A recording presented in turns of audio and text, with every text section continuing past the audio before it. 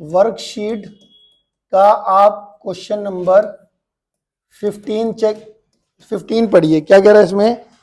As observe from the top of a light house 100 metre above the sea level. तो हम एक light house बना लेते हैं और अबव द सी लेवल, ठीक है, ये 100 मीटर हाइट पर है, ठीक है,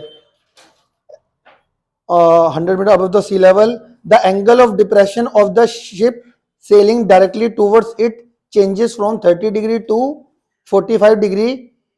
determine the distance travel by the ship during the period of observation. ठीक है, हमारा यहां पर क्या कर रहा है कि यहां पर शिप है जो कि इसकी तरफ बढ़ रहा है, लाइट हाउस की तरफ, ठीक है। अब पहले मान लो इसके टॉप से देख रहे थे तो जो एंगल ऑफ डिप्रेशन है वो चेंज हुआ कहां से कहां तक का? 30 से 45। तो पहले हमारा मान लेते हैं ये, सबसे पहले जब भी एंगल ऑफ डिप्रेशन की बात हो तो जहां पे भी ऑब्जर्वर है वहां से हॉरिजॉन्टल लाइन ड्रॉ कर दिया करो। तो एक तो मान लेते पहले बोट यहां पर है तो ये हमारा एंगल कितना होगा? 30 डिग्री। अब क्योंकि एंगल बढ़ रहा है तो दैट मीन्स आपको ये बात पता चल जानी चाहिए जो बोट है वो टूवर्ड द टावर जा रहा है। तो कुछ समय के बाद हम सोच लेते हैं, ये पहले पूरी लाइन बना देता हूं मैं। कुछ समय के बाद यहां से ट्रेवल करता हुआ वो यहां पर पहुंच गया तो ये इसको सी पॉइंट नाम देते हैं, इसको डी पॉइंट।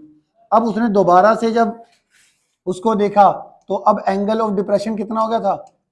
45 डिग्री। ये 30 है तो अल्टरनेट इंटीरियर एंगल से ये भी कितना हो जाएगा? 30। ये 45 है तो ये भी कितना हो जाएगा? 45 डिग्री।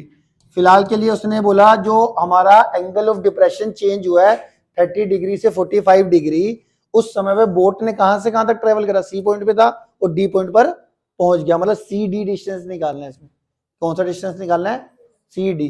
तो इसको आपने एक्स लेट कर लिया और इसको बचे हुए को वाई लेट कर लिया, इतने को एक्स और इतने को वाई, ठीक है।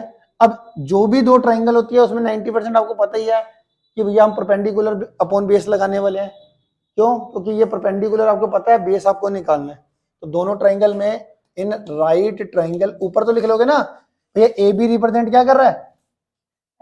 Light house. ये लिख लिया करो हमेशा, A B represent a light house, ठीक है। तो in right triangle B D A, इसके अंदर हमारा A B upon A D, A B upon A D perpendicular upon base कितना होता है? 1045।